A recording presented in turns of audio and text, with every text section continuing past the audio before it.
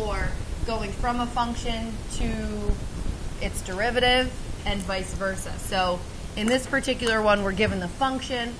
We're going to use the function to sketch a graph of the derivative of the function. So what will f prime of x look like? So what I suggested way back when we had a textbook question like this, and I'll do the same here, is that you kind of come up with values at different places. Like, what would you guess the slope is at -5? Right here, what's the slope? First of all, is it positive or negative? Positive. 3, sure. It's fairly steep. Then as you get closer to 0, right at 0, what do you think the slope is right at 0?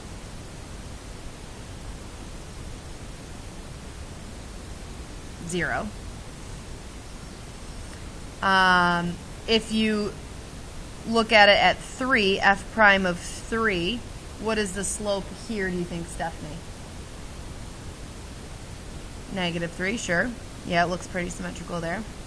And then at 5, we have a slope of 0. And at 7, maybe +3 again? Yes?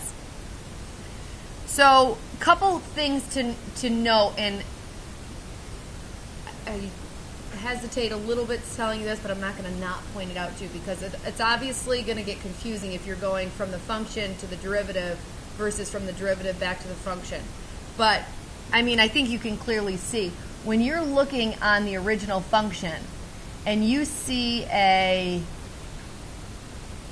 relative max or a relative min, that's going to have a slope of 0. So on the graph of that relative max or relative min is going to equate to a root on the graph of f prime of x, right? F prime of 0 is at 0. F prime of 5 is 0 as well. So a relative max or a relative min, where the slope is 0, is going to equate to a root on the graph of the slope, aka the derivative. Okay? And then in between those, you kind of think about what's happening. So in between this relative max and this relative min, this is always decreasing. Therefore, the slope is always negative. So when you connect these two, it has to be in the negatives, meaning underneath the x-axis. So really the extent to how negative you go isn't of the biggest concern unless they were more specific about values of slopes, but we just know that in between 0 and 5, we have a negative slope. Now you can help yourself by at 3 going to down to approximately 3, and then that would give you another point to connect back.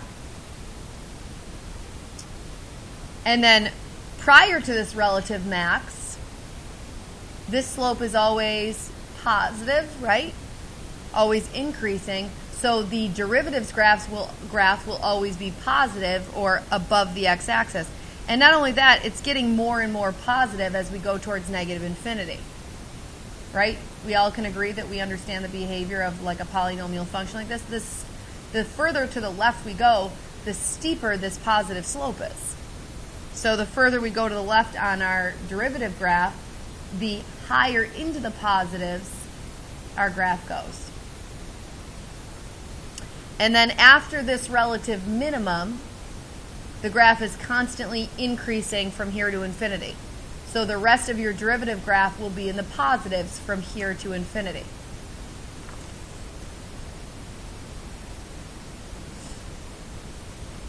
So one thing I'm going to bring your attention to, even though we haven't done the quote-unquote shortcut yet, but that a lot of you know the shortcut. Well, first of all, let me ask you this.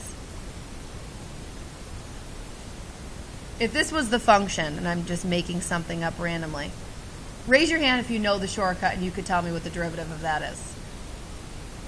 Okay, so not as many of you as I thought. I will tell you that the derivative of this is going to be 9x squared, which, don't worry about that, we'll do that tomorrow, and it's very easy. But the point is, whatever the degree of the original function is, the degree of the derivative will always be one less. And you can see that, and that is a key fact that can help you if you're sketching or kind of looking at things. Like this is a cubic polynomial. It has two relative maximums, pretty traditional cubic polynomial. The derivative of it is a quadratic. Do you see that? So something to keep in mind. A couple other connections to make. Anytime this graph is increasing, anytime the original graph is increasing, the derivative graph needs to be above the x-axis. Anytime the graph is decreasing, the original graph is decreasing, the derivative needs to be below the x-axis. And again, anytime the graph is increasing, the function is increasing, the derivative of the function has to be above the x-axis. What's tricky is that even though the original function is increasing, the derivative graph can be decreasing, and that can trick people up. And it's not because obviously the original graph is decreasing. The original graph is still definitely increasing.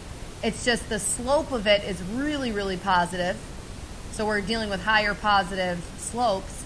And then as you get down here, the slope is still positive, but not as positive. So we're still in the positive, meaning we're still above the x-axis, but at a number that's not as high of a magnitude.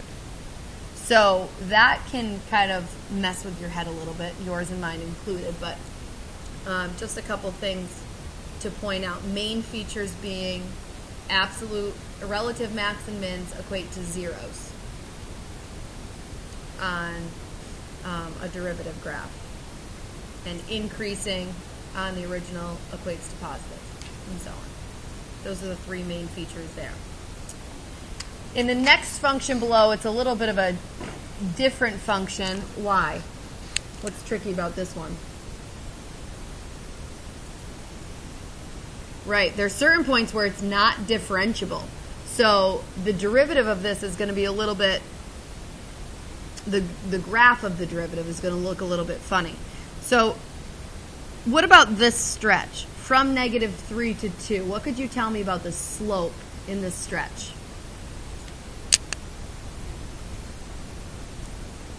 It's negative. Could you be more precise? It's negative. It's specifically -1. Because you were given points here, you can quick do a slope formula in that stretch and do y2 minus y1 over x2 minus x1, and you get -1 over +1 of -1. So from -3 to 2, the slope is -1. So if I make this -1, since this is +1, from -3 to 2, the slope is -1. Right at -3, though, because it's a hard endpoint, there is no slope, so that would be an open circle. And right at -2, because it's a corner point, there's also no slope. And then your next stretch between -2 and -1, what's the slope here? From -2, 0 to -1, 1. Liz. +1. So from in that interval, we have a consistent linear slope at +1. Again, open circles on both endpoints. And then it jumps back to a -1 slope from -1 to 0. And then it jumps back to a positive slope from 0 to 1, all with open circles. And then it jumps back to -1. You get the point. Jumps back to +1. So that's very interesting, or very different, I should say. Kind of like a step function, but not, not a full-on classic one.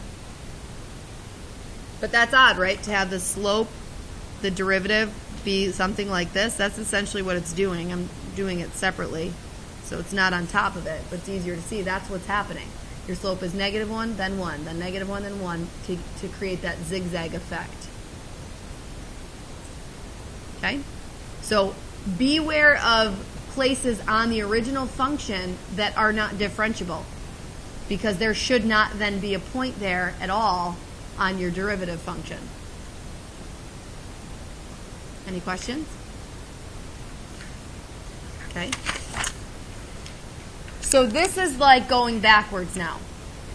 Given the derivative, go backwards and draw the original function, or an original function. We can't necessarily get an exact graph location. There's a couple different variations. Let you play around with this for a couple minutes, just because we definitely have the time.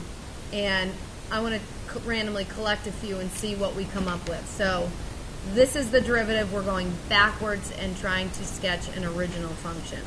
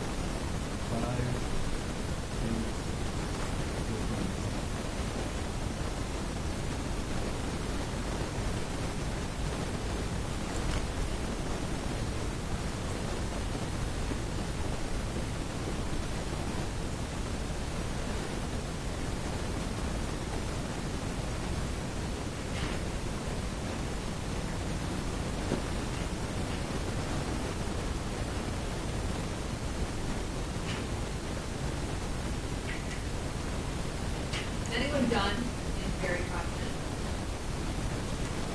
390 370.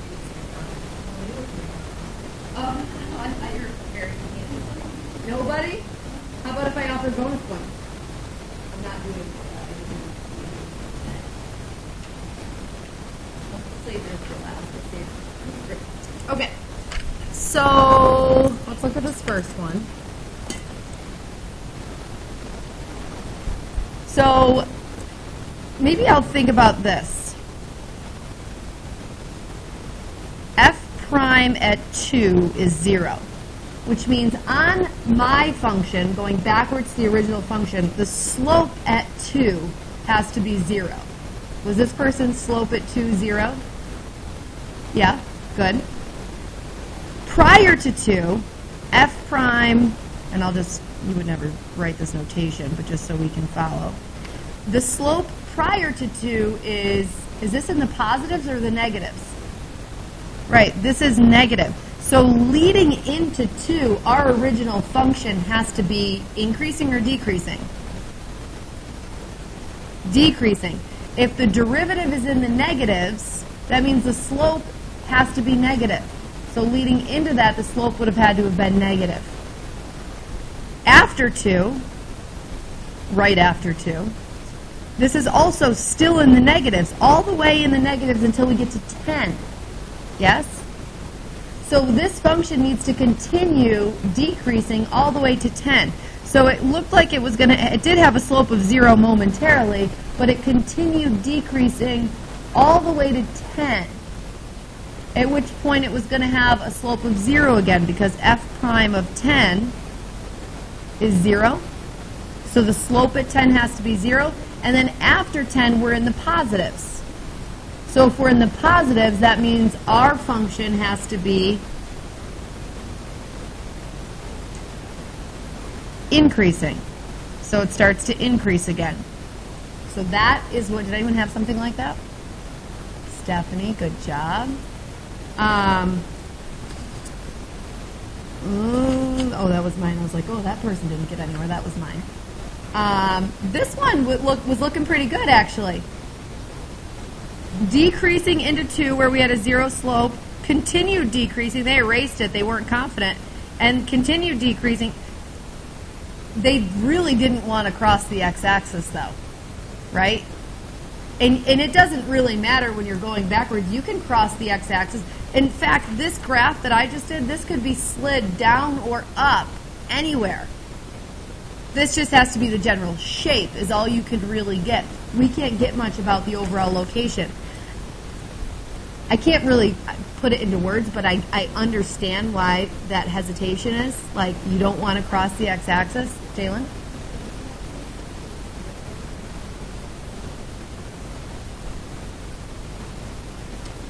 Not 3 zeros. 3 like, well, so this derivative has a degree of 3, it looks like, right? Which means our original function would have a degree of 4. And this little wiggle here, now a degree of 4 doesn't mean it has to have 4 roots. But because some of them could be imaginary, you know what I'm saying? So like if this particular one is going to have, let's see here. Well, and again, you can't really say anything about the number of roots when you look at the backwards way. No, but it can help. Like this, because this has a degree of 3, we can kind of see that in its behavior. This one, if you think about a wiggle, that's indicative of 3 roots. And, well, I guess it's not the roots. I shouldn't be saying roots either. Now you got me thinking roots. That wiggle is indicative of a degree of 3. And then this other turnaround here is another degree. So we didn't do too much with how relative maxes and mins and the maximum number that kind of play into the degree, but we've seen enough of them where I think we have somewhat of a sense of that. That might not be as helpful thinking backwards because you don't know where to place it. But anyway, this person was decreasing, decreasing, decreasing. They started increasing a little too early. They should have been a 0 slope at 10, but then they knew it was a positive slope thereafter. So this person, although they clearly weren't confident because they erased it, what they had was pretty good. This person organized it differently, which was pretty good. They knew it was negative from negative infinity up to 2, and then again it was negative from 2 to 10. That means going backwards, they should be decreasing, leading into 2, decreasing, still coming out of 2. Max min at 2 and 10. Okay. So they're talking about on their graph they should have a relative max or min at 2 and a relative max or min at 10. That's true at 10. So think about the way this is happening. On the front side, if you have a relative max or a min, it's definitely a 0. The flip of that doesn't have to be true, we now see. Just because something is a 0 doesn't mean it's a relative max or a relative min. Do we see that? This was not a relative max or min after all. Once we see the actual answer, just because that's a 0 doesn't mean it has to be a relative max or a relative min. So there's something where the converse, when you flip the order of that sentence, doesn't have to be true. We wouldn't be able to use that if and only if language. We could clean it up, though. If it's a 0 and it's negative on one side and positive on the other side, if it kind of is a clean cut through, then it's going to be a relative max or min. Versus here, if it's still negative on both sides, it's going to be more of a wiggle. And so that's worth pointing out. And then this one, see, the slope is always negative. And they have it positive right here, right? Would we say the slope is in the negatives, maybe like -1 right there? So here we should have a slope of -1, so we should be leading into that slope. So you definitely, obviously now after having tried this with fail, can see where it gets confusing. It's like when you point it out, it makes sense, but coming up with this on your own can be confusing. I'm going to send these back. Oh, where was Nathan? Oh, that was you, Nathan. You see your mistake now? Yeah. Any questions on that? Connor, can you send those back in the general direction to the people they belong to? Like Nathan can pick his out. Well, you could just send it. Like send it to Jack, he can find his and grab it, so on. So again with this, I've got a packet of multiple choice questions on, it's a 3-page packet, but there's only 8 questions because they show, all these pictures. So why don't you get started on this, maybe try the first 2, and then you can stop the various questions.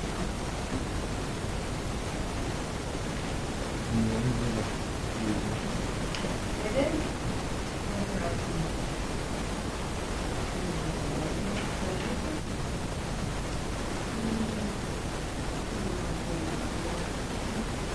Not really.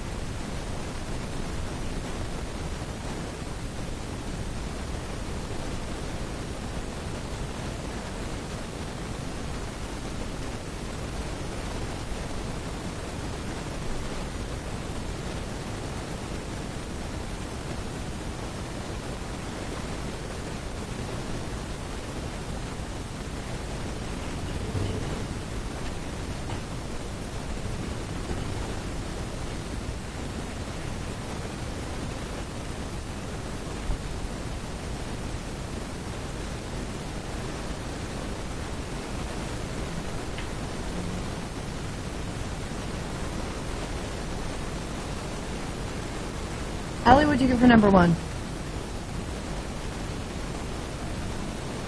D. So, on our function, well, no, actually this whole section, it's decreasing, so it should be in the negatives, and that is definitely in the negatives. And then we have a slope of 0, so we should have a root right there, which we do. And then it's increasing, so we should be in the positives for this little section. And then right there we should have a root, which we do. And then after that, for a little kind of span of time, it's decreasing, so it should be in the negatives again, which it is. And then we hit a slope of 0, which we do. And then beyond that, it's positive for the rest of the way, which this is in the positive. Any questions on that? That was correct. Good. Raise your hand if you're done with 2 already. Michelle, what'd you think for 2? E? Okay. So this one is the derivative. So what you did, Michelle, is you treated this as the function and said, okay, well, this function always has a constant negative slope, and so it would be E, a constant flat line in the negative slope. But she went the wrong way. Does everybody see how they set you up for that? So thinking backwards, the derivative is in the positives. So for a while, it should be increasing, so it should be going up, and then it's 0. So it should, and then it's negative thereafter, so it's going to come down. So it should be a flipped upside down parabola, with which there are 2 that fall under that category. A and D are flipped upside down parabolas. But the question is, where is that root happening? Where is that slope of 0? It's in the negative 3-ish, 5-ish range, something. So this A would be out because it has a slope of 0 at 0. This one has a slope of 0 at around negative 3-ish, so it would be D. Make sense? Okay. Carry on. If you guys are going fast and you get to one that you know is challenging and you want to bring up right away, feel free to raise your hand and do that.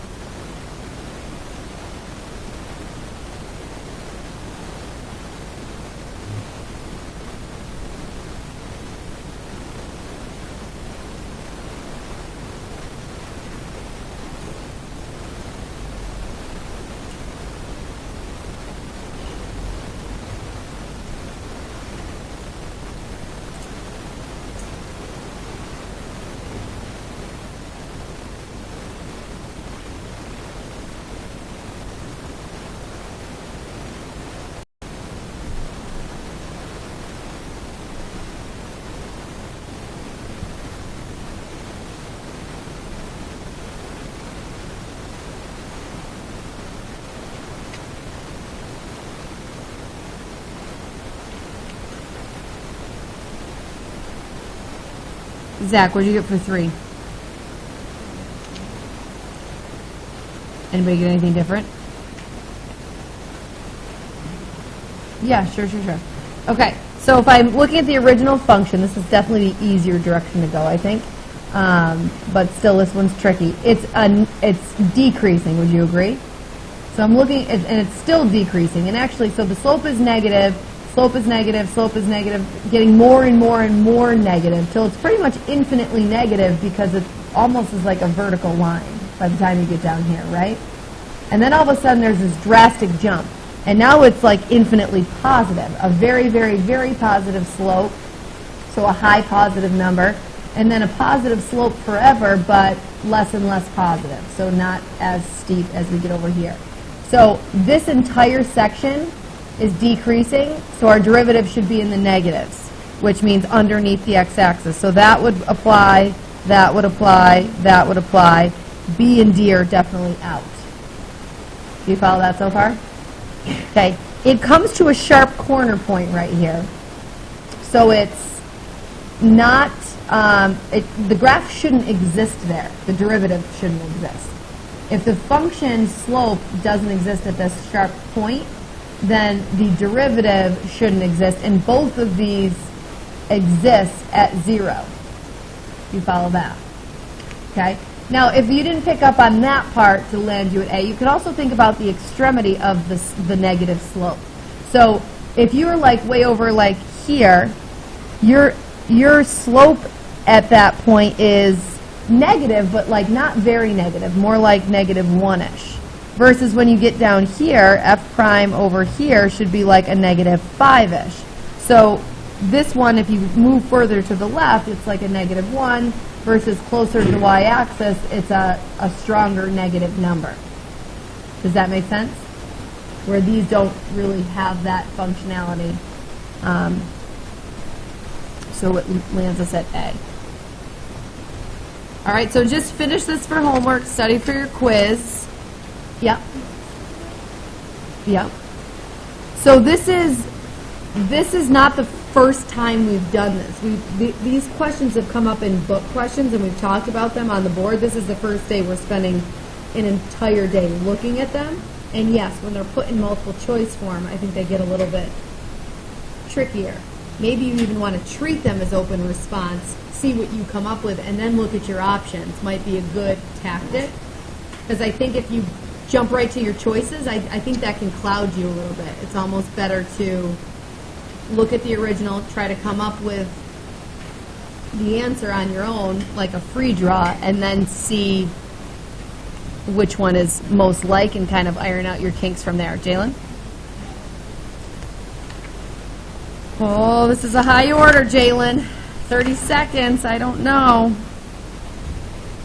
So this is the derivative. So I'm looking for, this derivative is in the negative, so I'm looking for something that's decreasing leading into A and then increasing coming out. So decreasing leading into A, C could be it. A and B are out. Decreasing leading into A and increasing coming out, D is good, E is out. And then we are positive leading into 0 and negative coming out. So increasing going into 0 and negative coming out. So those two are still a go.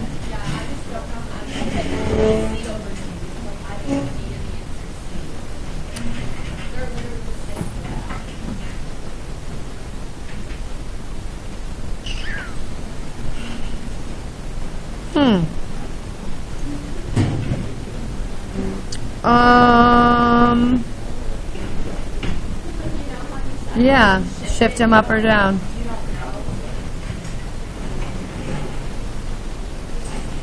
Let's think, there's definitely a way, so we'll just, let me think about this.